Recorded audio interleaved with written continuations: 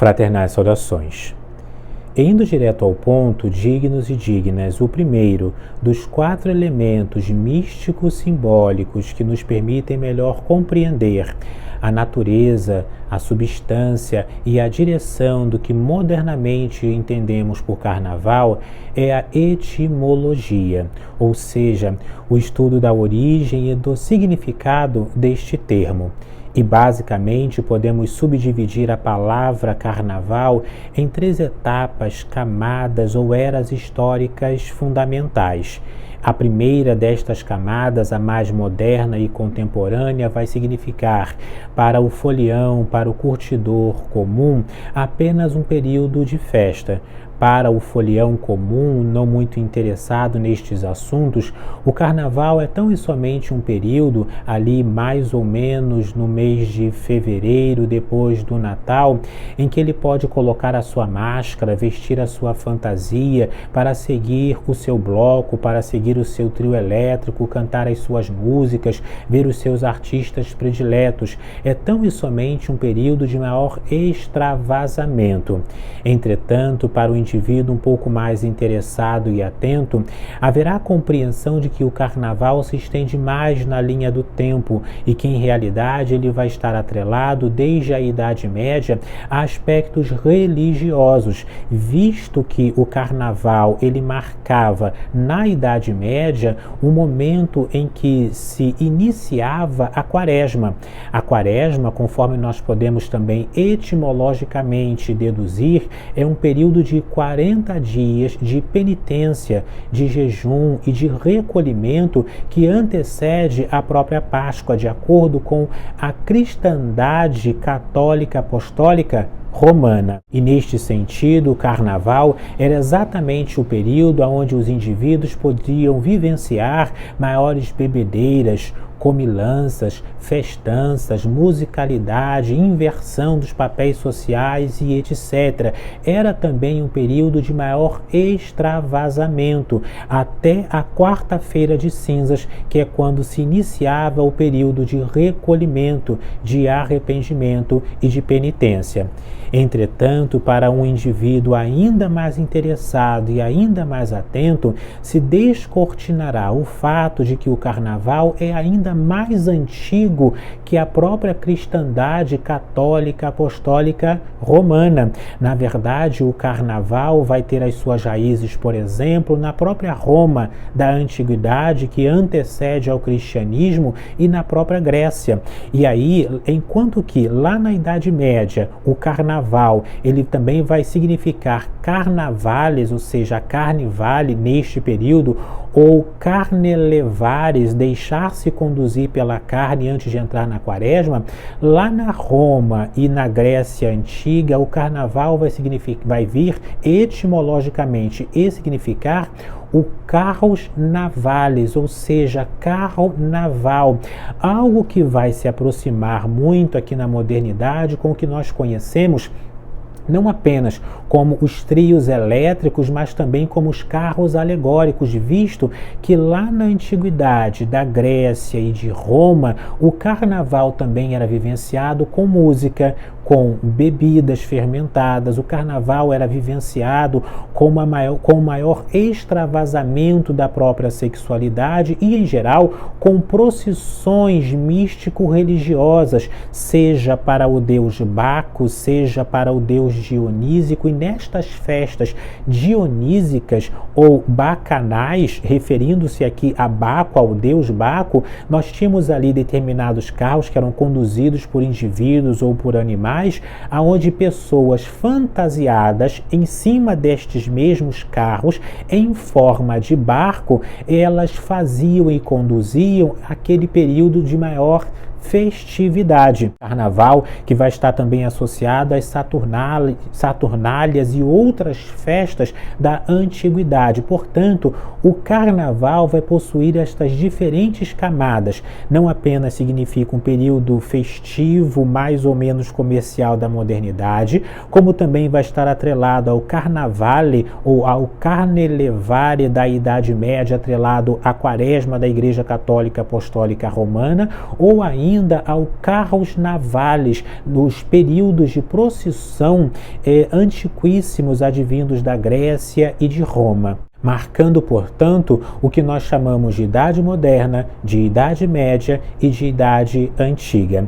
Existem ainda, dignos, 3 outros elementos que nós podemos abordar como remontando a Antiguidade, mas que estão hoje ainda presentes em nosso Carnaval. Antes, claro, sejam muito bem-vindos a este que é o nosso vídeo 472, 472º vídeo em nosso canal de estudos herméticos, esotéricos e sobre as leis da vida.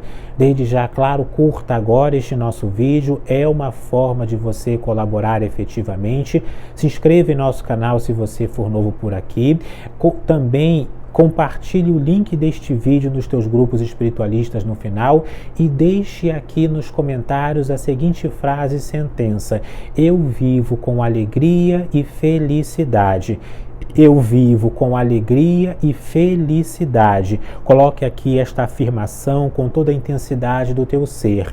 Eu vivo com alegria e felicidade. E vamos lhes responder particularmente na medida do possível. O segundo aspecto simbólico do nosso carnaval moderno, que vai mergulhar as suas raízes em eras antigas e até mesmo antiquíssimas, ou seja, não apenas na Idade Média, mas também na Antiguidade pagã, é a figura do Rei Momo. E até onde se pode verificar historicamente, o primeiro Rei Momo de que temos notícia brasileiro, ele se deu ali no ano de 1910, na figura de um homem negro que era palhaço. Ali numa atividade circense, ele se autoproclamou como o rei do carnaval naquele mesmo período, um rei Momo. Entretanto, dignos, embora a gente entenda, até mesmo pelos nossos estudos escolares, que o rei Momo, ele remonta aos bufões, ele remonta aos bobos da corte da Idade Média, na verdade, o rei Momo vai possuir raízes ainda mais antigas. Momo, e depois você pode pesquisar, não era simplesmente uma figura da festividade carnavalesca, seja carnaval, carnavale ou mesmo o carros navales. Mas o rei Momo era um deus, na verdade era uma deusa também, de acordo com algumas linhas mitológicas. Deus ou deusa esta que era filha de Nix, a deusa da escuridão na mitologia grega. Então Momo, rei ou rainha, deus ou deusa, advém lá da mitologia do panteão antigo grego. Significa reclamação. Momo significa reclamação. Originalmente é uma deidade que vai a todo instante fazer observações críticas acerca daqueles que lhes são superiores. Tanto na mitologia, quando Momo, homem ou mulher, deusa ou deusa, reclamava e punha defeitos nas criações de Afrodite, de Zeus e de outros grandes deuses do Olimpo, e por isso mesmo foi expulso ou expulsa do Olimpo.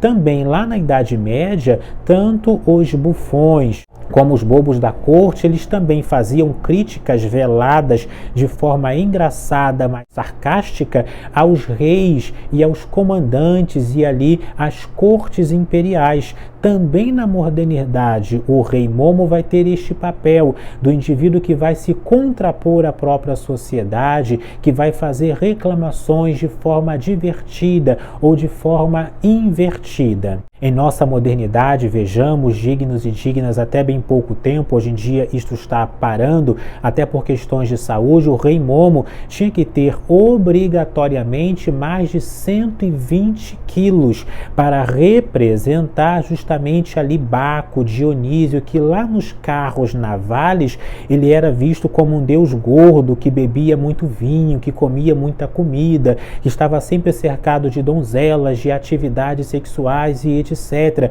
Por isso que a figura também do rei Momo, a figura do carros navales, de Dionísio, bem como do próprio carnaval em sua modernidade, vai estar a todo instante atrelado a estes elementos. E aí entra o terceiro elemento elemento também místico simbólico, porque o carnaval, sim, vai estar constantemente associado a Dionísio, vai estar associado a Baco, à sexualidade, ao extravasamento, à máscara, bem como à liberdade ou à libertinagem, como se queira entender. É um período que se contrapõe, inclusive, aos próprios preceitos cristãos, ou judaico-cristãos, ou judaico-cristãos muçulmanos do Ocidente, como que numa mão esquerda da própria vivência humana. E por fim, a própria máscara. Vejamos que a máscara também, conforme nós posicionamos até simbolicamente, qual era o símbolo iconográfico fundamental da deusa ou do deus Momo?